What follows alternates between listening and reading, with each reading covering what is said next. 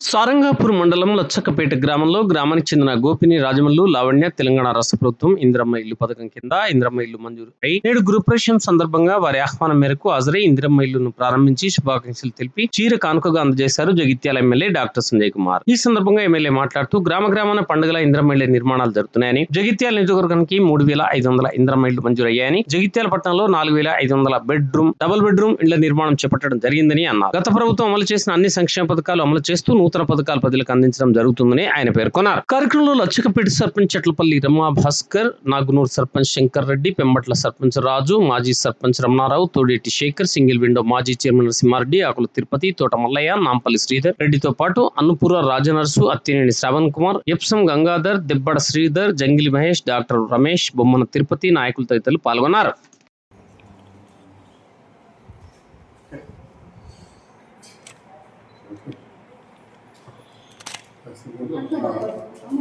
ఓం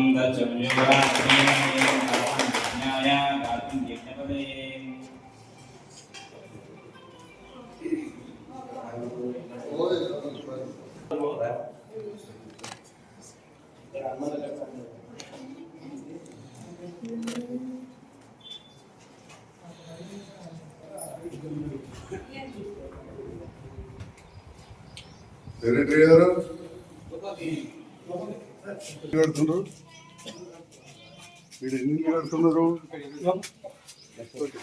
faction ఎన్ని వచ్చినాయి? కడుతున్నారు టోటల్ హౌసెస్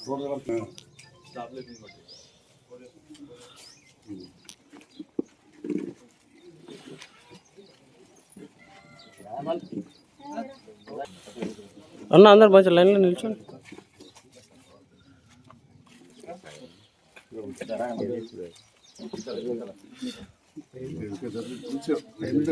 కొంచెం వీ షేప్లో ఉండండి అన్న అందరూ. వస్తుంది సార్.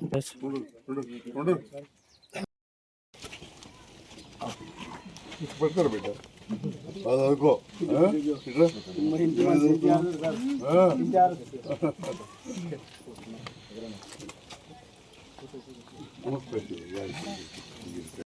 పెళ్లి కూడా ఉంది. ఉదయం ట్రైన్ అక్కడ హైదరాబాద్ మనం ఉదయం ట్రైన్ పాత బీజేపీ పేట గ్రామంలో ఈరోజు గ్రామాల్లో లావణ్యుల గృహప్రవేశం సందర్భంలో ఆహ్వానించినందుకు వారికి ధన్యవాదాలు మరియు నూతన గృహప్రవేశ సందర్భంలో శుభాకాంక్షలు తెలియజేస్తున్నా. ఈరోజు లావణ్య రామలు గృహప్రవేశ సందర్భంలో లచ్చకపేటకు ఆహ్వానించారు. గ్రామాన కూడా ఒక పండుగ వాతావరణం ఉన్నది. గౌరవ ముఖ్యమంత్రి రేవంత్ రెడ్డి గారి నేతృత్వంలో ఆనాడు ఇందిరమ్మ ఇళ్ళు వచ్చినాయంటే ఇందిరమ్మ కాలంలో మళ్ళీ ఇప్పుడు అట్లా వస్తున్నాయి. మనం కూడా ఏ వాడకట్టుకు పోయినా కానీ ఎక్కడో ఒక దగ్గర నిర్మాణం అవుతుంది. లచ్చకపేట అనేది మధ్య గ్రామం, బాగా పెద్ద గ్రామం కాదు. ఇక్కడికి 20 ఇండ్లు మంజూరు అవడం, ఒక శాసనసభ్యునిగా ఇక్కడ గెలిచిన తర్వాత గౌరవ ముఖ్యమంత్రితో కలిసి పనిచేస్తున్న సందర్భంలో 2,400 ఇండ్లు నాకు ఇచ్చి ఇంకా 1,200 ఇండ్లు ఇంకా నాయకుని కూడా ఇవ్వడం జరిగింది. అంటే మొత్తంగా 3,500 ఇండ్లు ఇచ్చారు. ముఖ్యమంత్రి గారు ముందే చెప్పారు, నేను ప్రభుత్వంతో కలిసి పనిచేయాలంటే నీకు ఇంకా అదనంగా కూడా ఇండ్లు ఇస్తా అన్నారు. తప్పకుండా ఇప్పుడు ఏ 20 ఇండ్లు అయితే ఇచ్చినామో అన్నీ కూడా ప్రోగ్రెస్ ఉన్నాయి. ఇంకా ఎవరన్నా పేదవాళ్ళు ఇల్లు లేని వాళ్ళు ఉంటే వారికి కూడా మళ్ళీ మంజూరు చేయిస్తా అని చెప్పి ఈ సందర్భంగా తెలియజేస్తాను. నేను దాదాపు 10-12 సంవత్సరాల వయసు ఉన్నప్పుడు ఇట్లాంటి కార్యక్రమాలు చూసాం. అప్పుడు ఇందిరమ్మ గారు ప్రధానమంత్రి ఉండే, అప్పుడు మన ఉమ్మడి ఆంధ్రప్రదేశ్, అప్పుడు కాంగ్రెస్ ప్రభుత్వం, అప్పుడు చాలా గ్రామాలలో ఇల్లు కట్టారు. దాంట్లో భాగంగా అంతర్గామంలో పెద్ద ఎత్తున కడుతున్న సందర్భంలో అప్పుడు నా దగ్గర బంధువు ఒక మంత్రి గారు, ఇప్పుడు మన లక్ష్మణ్ కుమార్ గారు లెక్క అప్పుడు సంక్షేమ శాఖ మంత్రి బట్టాన్ శ్రీరాములు, చొక్కారావు గారు, ఇద్దరు మంత్రులు వచ్చారు. అప్పుడు మీరు రంగపేటదాకా కొద్దిగా భూములు ఉండే నెరవేరు జాగ్రత్త ఉంటారు సంతిపేట ఉండే అప్పుడు పెద్ద పవర్ఫుల్ అది పోస్ట్. వారు కూడా వచ్చారు నాకు అప్పుడు 12 ఏళ్ళు. ఆ ఇండ్లు ఇప్పటికి కూడా ఉన్నాయి. మళ్ళీ అప్పుడు ఇండ్లు అయినాయంటే మళ్ళీ 5 లక్షలతోటి రేవంత్ రెడ్డి గారి నేతృత్వంలో ఇప్పుడు ఇందిరమ్మ రాజ్యంలో ఇందిరమ్మ ఇల్లు అవుతున్నాయి. రాష్ట్ర వ్యాప్తంగా 4.5 లక్షల ఇండ్లు కడుతున్నారు. ఒక్క మన నియోజకవర్గంలో 3,500 కడుతున్నారు. మన నియోజకవర్గంలో అంతకుముందు కూడా ఏదైతే నన్ను గెలిపించిండ్రో అవకాశాన్ని వినియోగించుకొని పోయిన ప్రభుత్వంలో అత్యధిక డబుల్ బెడ్రూమ్ ఇల్లు ఎడగట్టామంటే మన జగిత్యాల నియోజకవర్గంలో కట్టాం. అవన్నీ కూడా ఎక్కువ జగిత్యాల పట్టణంలో కట్టడం జరిగింది. మన జగిత్యాల పట్టణం మన నియోజకవర్గంలో 40 పైసల మంది ఉంటే 60 పైసల మంది అన్ని పనులు కలుపుతుంటాయి జనాభా. ఆ 40 పైసల మందికి జాగ లేని వాళ్ళకు ఏం లేని వాళ్ళకు చాలా మంది కూడా ఇల్లు వచ్చాయి. ఇంకా ఉన్నారు కానీ రాష్ట్రంలో అన్ని ఇళ్ళు ఎక్కడ రాలే. అసలు రాష్ట్రంలోనే ఈవెన్ కేటీఆర్ గారు ముఖ్యమంత్రి కొడుకు సిరిసిల్లలో కూడా అన్ని ఇల్లు కట్టలేదు. దాంతో ఏమైందంటే పల్లెలలో నాకు ఎక్కువ ఇండ్లు ఇచ్చే అవకాశం వచ్చింది. పక్క నియోజకవర్గం ధర్మపురిలో మొత్తం 3,500 ఇళ్ళు అంతటా పంచితే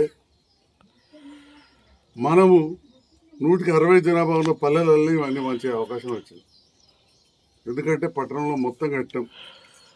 రాయకల్ మరి గ్రామాలలో ఇప్పుడు ఇవి ఇస్తా ఉన్నాం. ఇంకా కూడా ఖచ్చితంగా ముఖ్యమంత్రి గారు వస్తారు. అదనంగా 1,200 ఇళ్ళు తీసుకొస్తాం. రెండో విడత కూడా వస్తాయి. కొంతమంది అసలే భూమి లేని వాళ్ళు కొద్దిగా ఇబ్బంది పడుతున్నారు. వాళ్ళకు కూడా ఏదైనా పరంపోగులు ఉన్న కాడ స్థలం సాగు చేసి ఇల్లు కట్టించే కార్యక్రమం కూడా ఉంటుందని చెప్పి కూడా మళ్ళీ ఈ సందర్భంగా అప్పుడు నేను చెప్పిన 50 ఏళ్ళ కింద భూములున్న భూస్వాములు ఉందరు, మన దగ్గర దొరలు అంటారు. కొన్ని తీసుకున్నది ఇంద్రమ్మ తీసుకుని ఆ కాలంలో ఇచ్చిండ్రు. ఉదాహరణకు నేను ఇంతకుముందు మాత్రం ఎప్పుడు మా రాయనర్స్ గౌడ్కు ఆడ అప్పుడు మాకు కొంచెం భూములు ఎక్కువ ఉండే 8 ఎకరాలు ఇచ్చేసినాం. పూర్తి ఊళ్ళోనే ఉంటుంది. ఇవాళ కలిసిపోయింది మొత్తం బడి పక్క. అట్లా ఉండే. ఇప్పుడు భూస్వాములు లేరు. ఎవరో భూమి తీసుకున్నా బాధపడతారు. రాయకల్ కాడ తాగుతుంది నీళ్ళ ట్యాంక్ కోసం 10 లక్షల రూపాయలు ఇచ్చి భూమి తీసుకుంటే కూడా కొందరు రైతులు ఎదురు తిరుగుతున్నారు ఊళ్ళో రాయకల్లా. అంటే ఇప్పుడు లేని పరిస్థితుల్లో ఎక్కడికక్కడ ఏమైనా అవకాశం ఉంటే పరం పోగులు కానీ ఏదైనా కానీ తీసుకొని కట్టించే ఆలోచన కూడా గౌరవ ముఖ్యమంత్రి గారికి ఉన్నది. ఇక మనందరికీ తెలుసు పోయిన ప్రభుత్వంలో కూడా గొప్పగా చేసాం. అందులో ఏం అనుమానం లేదు. నేను కూడా అప్పుడు చేసినవి మంచిగా చెప్పినాం. గొర్రెలు అన్నాం, బర్రెలు అన్నాం, చేపలు అన్నాం, ఇంకేమో ఇచ్చాం.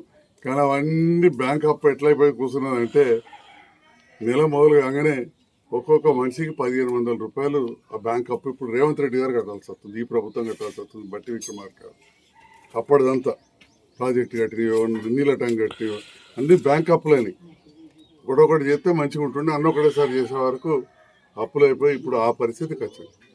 దాంతో మునుపటన్ని స్కీములు రాక ఓసారి మాట్లాడుతున్నారు. కానీ పాత పథకాలు అన్నీ కూడా ఇంట్లో పెళ్ళైతే కళ్యాణ లక్ష్మి వస్తుంది. వెనకన్నా ముందో మనం ఎందుకంటే ఇంతకుముందు ఎప్పుడే కదా నెలకు 6,000 కోట్లు అంటే ఒక్కొక్కలకు నెలకు 1,500 రూపాయలు మన వ్యక్తిగా పడుతుంది. 4 కోట్ల జనాభా 6,000 కోట్లు 1,500 రూపాయలు మనకి బ్యాంకుకే పోతున్నాయి. అవి పోయినాక మిగిలినే మళ్ళీ పంచాలి. అవి పంచుకుంటూ జైత్యాల కొత్తది బ్రహ్మాండమైన దవాఖాన కడుతున్నాం.